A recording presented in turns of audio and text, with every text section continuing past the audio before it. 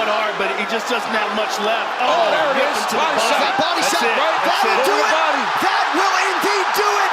And still. Mike Tyson, Alex Pereira, Ryan Garcia. When I say these names, what do you think about? Me personally, I think about ferocity. I think about just knocking motherfuckers out, left and right. That's all we see from these people. And I was very shocked to find out that they didn't always have this God-given ability. Even calling it a God-given ability is a little bit funny to me, because it's like saying that LeBron or Michael Jordan, it was just a God-given ability that they were the best at their sport. It's like, yeah, you could say that, but you can't really say that at all. It's not true. They worked for it. And how exactly did they work for it? Well, that's what I'm going to be explaining to you today in this video. If you ever see Alex Pereira training for a UFC fight, he's almost always doing very specific movements, very weird movements compared to everybody else in the sport. When I saw that, it was very interesting to me. Then I looked at what Mike Tyson would do before his brutal knockouts. I would look at what Ryan Garcia would do before his brutal knockouts. And something began to connect. The stars began to align. Because I would see that they wouldn't train like the other fighters. And they wouldn't get the same results as the other fighters. They would get a lot better results. Now, like I said in the beginning, they didn't start off with this God-given ability, this God-given knockout power.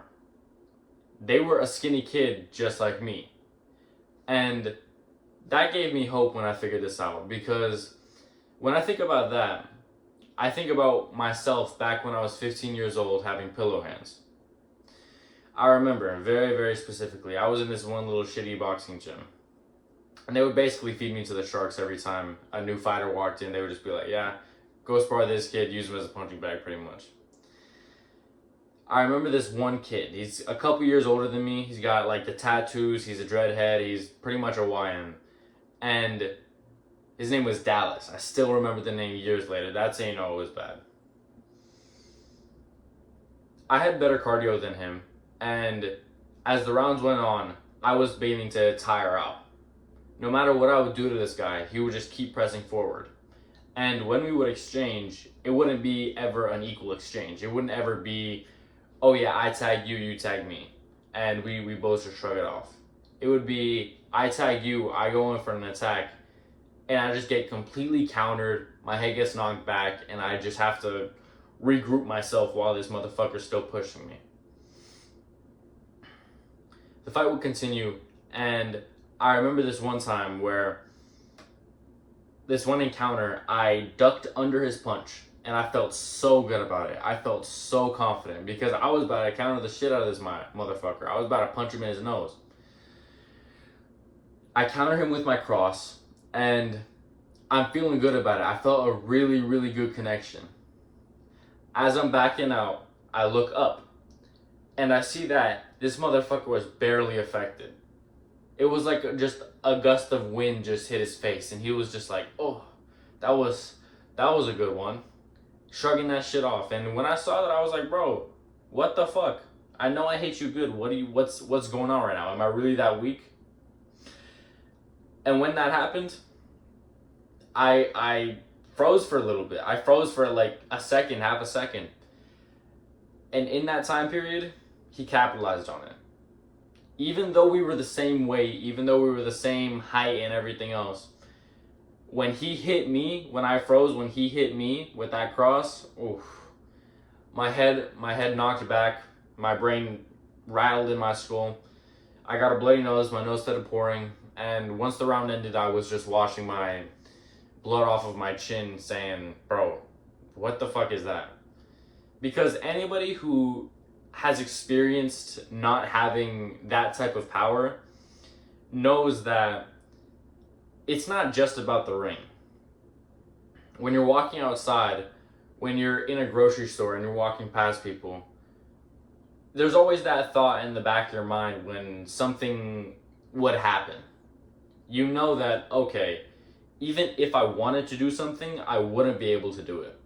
And that's the true horror of not having power. Even if something was happening to me, I wouldn't be able to do something about it because I didn't have this power that other people have. And that's why I'm so passionate about studying these things and learning from people like Alex Pereira, from people like Ryan Garcia.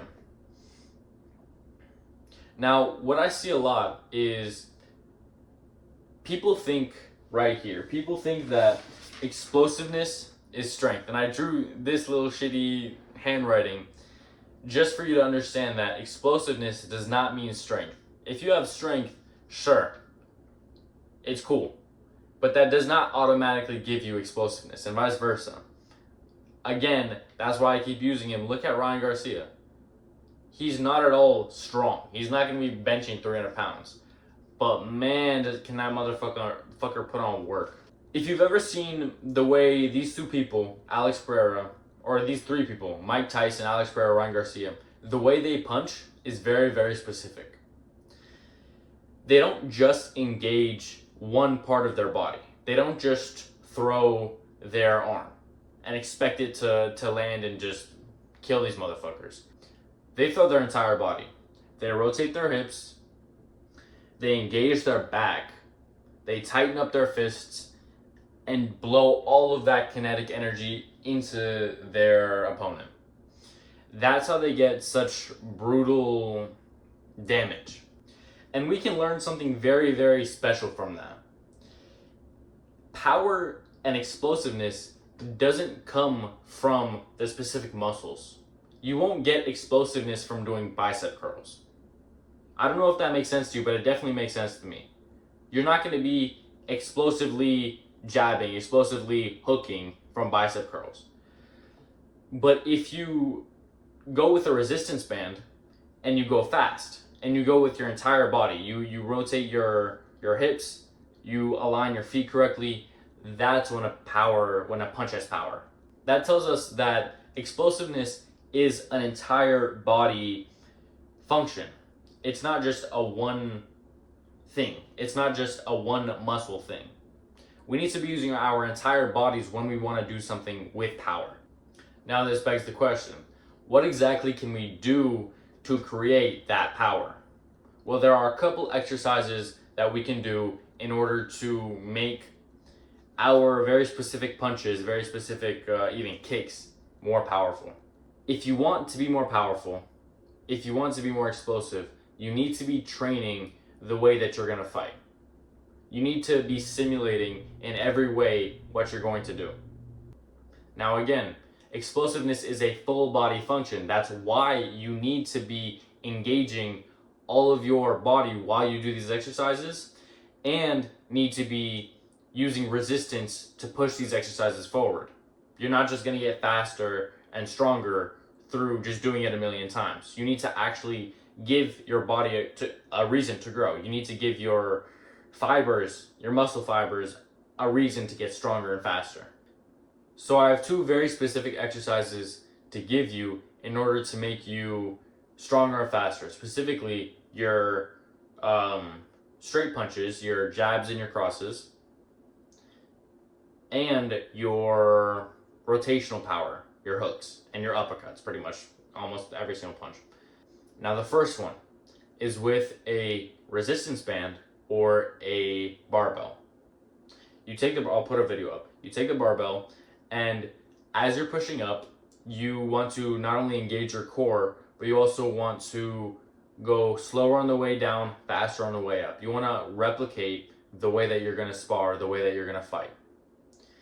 The next exercise is a rotational exercise where you, again, engage your core, engage your back as fast as you can, as powerful as you can. You want to simulate a hook, simulate an uppercut, where you rotate quickly and then slow down. You rotate quickly and then slow down. These are going to be pretty much all you need in terms of like boxing. These will make you so much more powerful. These will give you the confidence that you need in order to knock people out. As simple as it is. I hope this gave you some value, and I'll see you in the next one.